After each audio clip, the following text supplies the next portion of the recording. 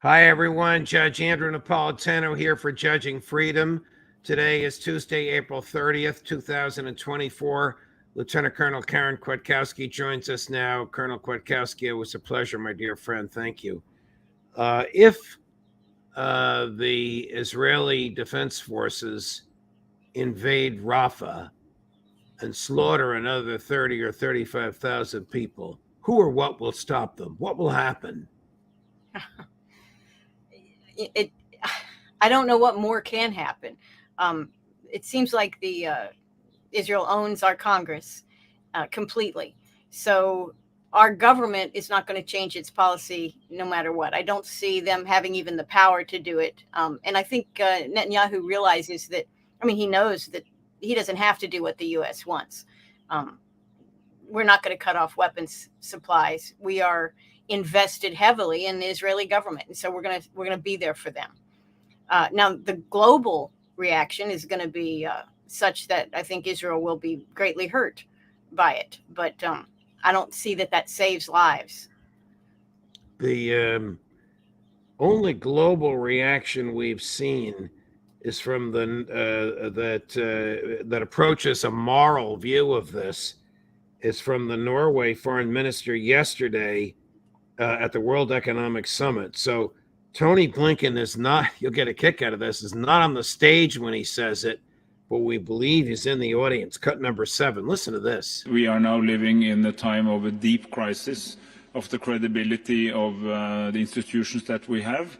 And I think this has been exacerbated by the crisis in Gaza and by the inability by many Western countries, I would argue, not Norway, but many of our colleagues who have hesitated to use the same type of language against violations of international humanitarian law, for instance, that we easily apply when they are violated by Russia in Ukraine. When it comes to Gaza, we have not been able to see the same type of response against it's a different case because, of course, it was the first act was the Hamas attack on Israel, but the way Israel has conducted the war has also been very problematic in light of global norms. And if we don't call out that, it comes back and haunts even the argument on Ukraine. He's really the only one that is chastising the remainder of the West for their refusal. Never mind not doing anything about Gaza, not even saying anything about Gaza. I don't know if Lord Cameron was there in the audience as well. So your view is that Netanyahu will get away with as much as he wants to unless and until the Arab street rises up and forces some Arab dictator or a monarch to do something. Well, I think there's energy there in the Middle East to do something. I just think the United States has totally blown it. We don't have a leg to stand on. We have already invested in the killing of 30,000 Palestinians, actually 34, I think, 35. And Netanyahu said he's going into Rafah no matter what. That's where a good chunk of the people are concentrated. They're also starving people. They're also people that are subject to disease, great deal of that. And he's going to invade. So the death toll will be probably double what it already has been. And I don't see the U.S. doing a thing. In fact, this offshore barge or offshore port that they have trying to build, it's doubled or tripled in cost already, situated a few miles from shore. That will be what Biden points to. Oh, we built this rapid response port 6 months into the war. Of course, that's still not operational. But I think that'll be our excuse. And I don't see our language at the UN changing. We will defend Israel for whatever Israel wants to do, including slaughter literally, hundreds of thousands of people. And that's what they've been doing with our support. So I don't see how we get out of it. Instead of turning off the slaughter, instead of saying to Netanyahu, let the trucks in, instead of sending trucks there with Marines to protect them, we built some piece of plastic 1.5 miles offshore. It takes months to build, costs 2 or 3 times the original plan, and people are dead of starvation while we're building it. I mean, this is really absurd. This is indefensible from a moral perspective, Karen. That's right. There's no morality that justifies that. In fact, the whole proposal was amoral when, like you said, all we had to do was drive the materials and the food and the medical supplies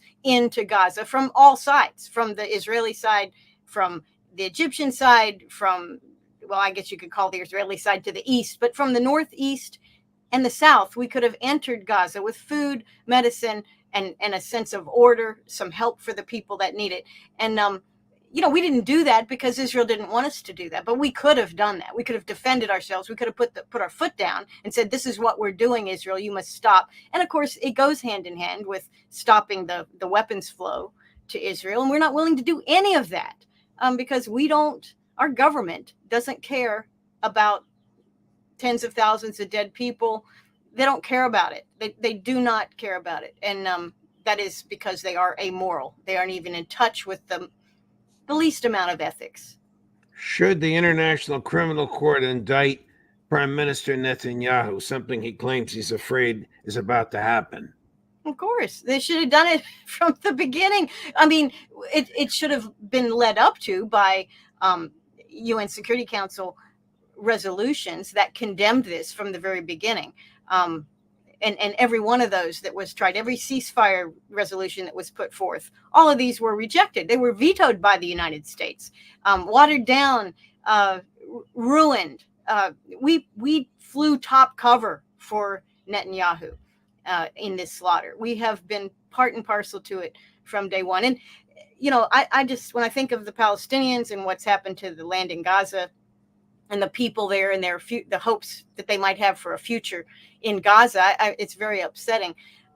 However, in the long run, there may be some benefits as people in Congress recognize that they are anchored with what they have done here. This blind support of Israel's actions, this overkill, this total, like the Norwegian guy said, the norms, global norms that we have spent half a century or more trying to develop, say this is what is right, this is what will be tolerated.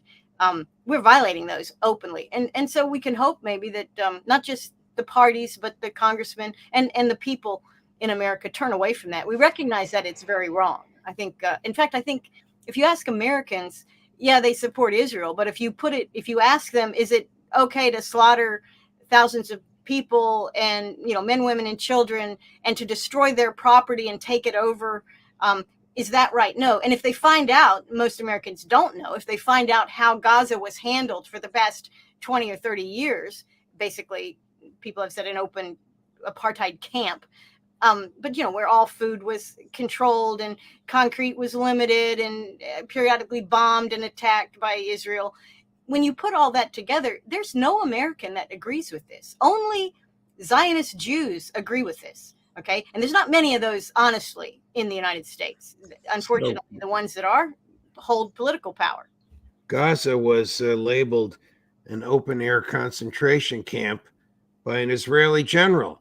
The general was in charge of keeping the Palestinian people confined in there. He called it that himself. Here's Prime Minister Netanyahu just about an hour ago, Karen, railing against the possibility that he might be indicted, and of course, playing the anti-Semitism card. Yes. You have to hear this to believe this. The International Criminal Court in The Hague is contemplating issuing arrest warrants against senior Israeli government and military officials as war criminals. This would be an outrage of historic proportions. International bodies like the ICC arose in the wake of the Holocaust committed against the Jewish people. They were set up to prevent such horrors, to prevent future genocides. Yet now, the International Court is trying to put Israel in the dock.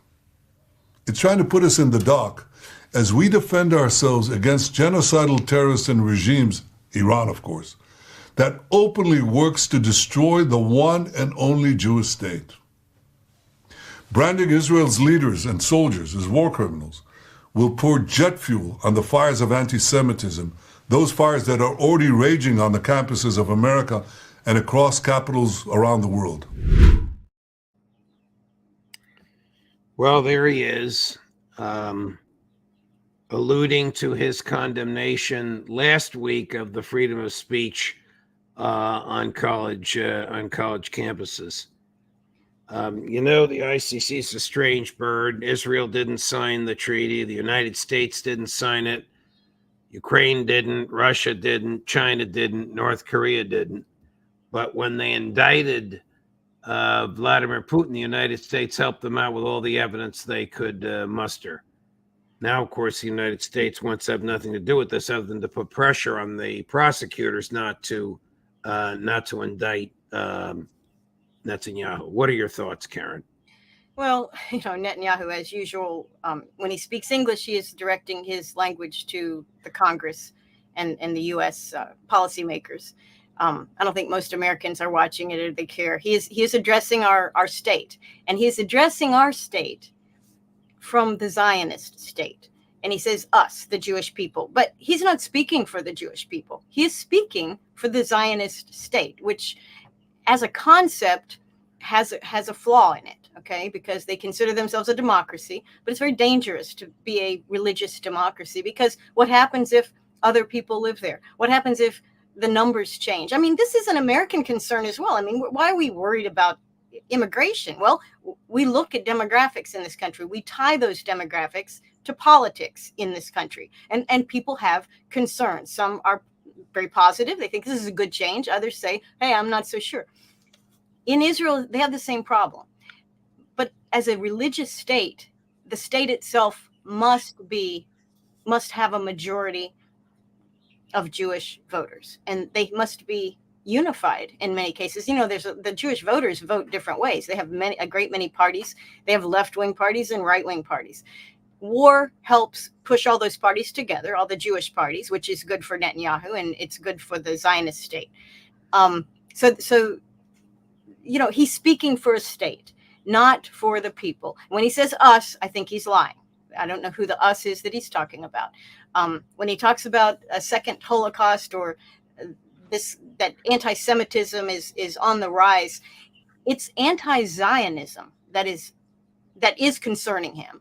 And that's what he should be saying, because it's the Zionist experiment that has caused these problems. The model for how they set the country up, the method by which they set the country up, all of these things were problematic. And now those problems are coming to the fore. Chris, do we have the clip from Colonel Lawrence Wilkerson about what his rabbi friend said to him? Okay, so Lawrence Wilkerson, whom you know, was on with us last week, and he has a rabbi friend who told him that the greatest advertisement for anti-Semitism in the world today is Benjamin Netanyahu. Similar to what you've just been saying. Let me switch gears. Actually, before we switch gears, this is going to irritate you, but we'll play it anyway. This is Vedant Patel, one of the two spokespersons for the State Department, being questioned at a State Department presser on this very statement that Prime Minister Netanyahu just gave about the ICC. Watch this. Thank you. I know the State Department and Secretary Blinken have made clear that the ICC doesn't have jurisdiction, in your view, over the Palestinian conflict. But I wanted to get your response to remarks from Netanyahu just today, especially in context of the conversation we just had about the campus protests. He said, branding Israel's leaders and soldiers as war criminals will pour jet fuel on the fires of anti-Semitism, those fires that are already raging on the campuses of America and across capitals around the world. Do you agree with that assessment that it's anti-Semitic for the ICC to pursue Netanyahu? And what do you make of him connecting this to the protests? fundamentally at the heart of this, Julia, we do not believe that the ICC has jurisdiction over this issue. And that's what the crux here. Beyond that, I'd let the Prime Minister and officials within the Israeli government clarify or offer any commentary on his comments. But the crux of this for the United States is that we do not believe that the ICC has jurisdiction on this. That being said, we work closely with the ICC in a number of key areas. We think that they do important work as it relates to Ukraine, Darfur, Sudan. But again, on this particular instance, they just do not have jurisdiction. I mean, this guy doesn't know what he's talking about. Somehow they had jurisdiction over Russia. They have jurisdiction over Palestine. Yeah. But anything to avoid avoid responsibility. Is anything these people say, these spokespeople for the State Department, worth paying any attention to, Karen? We keep running it, and it's irritating the daylights out of our viewers, and almost always out of whoever is the guest at the time. Yeah, I mean, they're very dishonest, but I think they try as individuals to talk around the issue that they have to lie about. I mean, I think I try to put myself in their position, and they're trying not to lie, but their job is to lie. So they're walking around the truth, and if there is anything that's remotely they can repeat, they repeat it. The jurisdiction thing.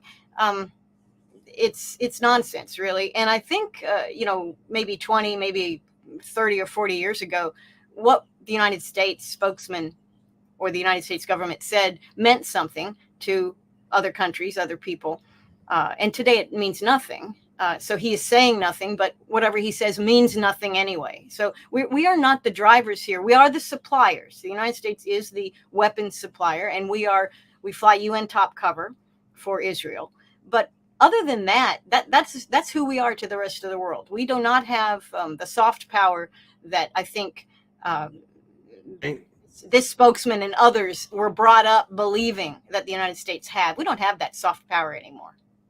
Here's that clip that I mentioned earlier of Colonel Lawrence Wilkerson, former Chief of Staff to Secretary of State Colin Powell, commenting on Bibi Netanyahu. I don't know how he lives with himself, Colonel. I don't either. He is the living manifestation on earth today of what causes anti-Semitism. Those are the words of a rabbi who's been my friend for a long time. His exact words were, the greatest motivator for anti-Semitism in the world today is Bibi Netanyahu. Could you imagine saying that on the floor of the House of Representatives? You'd be censured. Yeah, but they should say that, because I think the truth of it is understood and sensed by many that this guy is, regardless of whether he's the head of the Jewish state, the guy is arrogant. He is a liar. He is a user. He's a manipulator, and he's a warmonger. So take away the Jewishness and we would still hate him. Okay. But the fact that he leads the Zionist state and is hurting Jewish people. I mean, they're not winning anything by what they're doing in Gaza. And yet this is Bibi's survival. It's his political survival. So he's sacrificing. He's willing to sacrifice the security and the future of his own country to save his own skin. So it's probably true that he is the source of the key leader in driving anti-Semitism, but he's also the epitome of a really, really awful leader of a country. He is not a patriot of his country, even though he portrays himself that way. He certainly cannot be a patriot because he is improving nothing, defending nothing, and he's taken Israel down a path that it may not recover from. Well, Israel's economy is suffering terribly. A, because of the draft. B, because of the people that have left. C, because there aren't any Arab workers to do the menial jobs anymore. But you're right. He doesn't give a damn because he knows that as long as the war is being fought, he's got his job. And once the war is over, or once he's out of a job, he might be out of his freedom. He'll certainly be in the dock. He'll be a defendant in 2 criminal prosecutions, to say nothing of October 7th. They haven't even begun to investigate that yet. This is, when they get a chance to really dig deep into what happened prior to and all of the mistakes and possible collusion. We don't know exactly. When they start asking those questions, Netanyahu will not look good at all. I imagine that Netanyahu will be provide a safe. He will have a safe place in the United States. I think the U.S. will protect him. He has been responsible for buying, quote unquote, buying, whether we give him the money or not, U.S. weapon systems. Certainly, we gain intelligence from Israel. So, I think he'll have a safe house here. Maybe he'll live next door to Zelensky. Well, Zelensky's not going to be around much longer either. I mean, his term in office expires on May 20th, and there's been nobody reelected to replace him. One wonders what's going to happen there. According to our colleagues, many of whom are your friends, the cash, 61 billion, 10 billion of it is cash, gone. It's already there. It's already in their banks, and they've distributed it. Yep. 13 billion in equipment. Half of it was sent over there before Congress voted for it, because Tony Blinken swore under oath that somehow it was a matter of American national security emergency. More lies. Wow. The rest of that 61 billion stays here, of course, at the military-industrial complex. But Ritter, Colonel McGregor, Larry Johnson, Ray McGovern, I would imagine you say that the 13 billion in military equipment is just going to prolong the obvious, which is the destruction of the Ukrainian military and maybe the Ukrainian state. Yeah, that's very true. I mean, in fact, we've already seen it. Even with, the Russians are reporting how many ATACMS missiles they're shooting down. They're showing the of course, the Abrams tanks. The F-16s aren't there yet, but supposedly they're coming, and immediately we will have wrecked F-16s to show. Now, whether the Americans are allowed to see it or not, I don't know. Maybe the cash that went to Kiev and is now in bank accounts was kind of the goodbye payment or the hello payment, however you want to make it, I guess, as some of these people that have worked with us will need to leave the country, because there's a reason he canceled elections. And it's not just that it's difficult to do elections in martial law. He canceled those elections because the people overseas don't like him. This is Zelensky, and his own people that are suffering an extended war for no gains whatsoever blame him for this. So he's got no future in that country, and maybe that money will help him feel safe enough to leave. But it's hard to say. The people that make our foreign policy, and that's the CIA as well as the State Department and a certain subclass of intellectuals, neocons, and the combination of those folks, they are not connected to reality in most ways. They certainly don't understand war. They have a sanitary view of what it is that they're doing, and they don't understand how wrong and immoral and costly it is. And they don't really care, because if they cared, they'd find out how wrong and immoral and costly it was, and they don't care. So they're still making American foreign policy. In fact, the legislation put forth trying to make it permanent, make our Ukraine policy something that no president can change in the future, or at least the next two presidents. So this tells you there's such corruption here and such alternative objectives that are really not shared with the American people at all. And they are at risk because we have our own elections this year. And that's what they care about. They care about their agenda. Dead Russians are a plus. Dead Ukrainians don't count, just like dead Gazans don't count. It's a game to them, really. And we've got to rid ourselves of leadership like this. And I don't know how we do, because it's infected both political parties. But I want to point this out to you. Colonel McGregor reported over the weekend that his sources told him that last calendar week, the Ukraine military lost 8,000 troops dead, and a Russian general arrived on the scene with 100,000 fresh Russian troops. Now, do the math. This cannot last much longer, no matter how much cash or what military equipment or how much ammunition we send over there. No, that none of this that we're sending helps at all. And to some extent, it doesn't even extend the war. It just increases the number of targets that the Russians are capable of taking out, in many cases simultaneously. I mean, the force misbalance or imbalance there is evident. So you have to think about what is their next phase here. I think Zelensky leaves. I think Zelensky leaves, and whoever's in charge after Zelensky is going to sit and talk with the Russians. Okay. We missed what you just said, Karen, because it didn't come through, but you were commenting on Colonel McGregor's statistics of 8,000 Ukrainians dead and 100,000 new Russian troops. Yeah. I mean, it shows the imbalance of power that really cannot be overcome by whatever we send. And whether it's money, of course, that money vaporizes into Lord knows where the money goes. The weapons are being vaporized effectively by the Russians, and they will continue to be. So nothing that we send, it may prolong the war and it may not prolong the war, because the imbalance of power is so great, the Russians can deal with anything that's thrown at them. And so the question is, what's going to be left of Ukraine?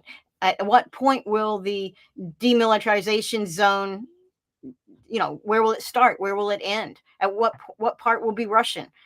We have to figure these things out, because the Russians are going to figure it out for Ukraine if we don't start talking. And I say we, the U.S. government. Maybe the U.S. government doesn't care. Possibly the U.S. government doesn't care about Ukraine at all. That certainly would be a logical conclusion to make when you look at our policy. Well, they don't care about Ukraine. They just want to use it as a battering ram with which to drive Vladimir Putin from office. A dismal failure. Karen, thank you very much. Now I find out that it was only I that couldn't hear you and everybody else could. So everybody got to hear you twice and I got to hear you once. It's worth it. Thank you, Karen. Thanks for your time. We look forward to seeing you next week. Okay. Thanks, Judge. Of course. We have a very good day for you tomorrow at 11 o'clock in the morning for the Eastern times, of course, Professor Jeffrey Sachs at 3 o'clock, Phil Giraldi.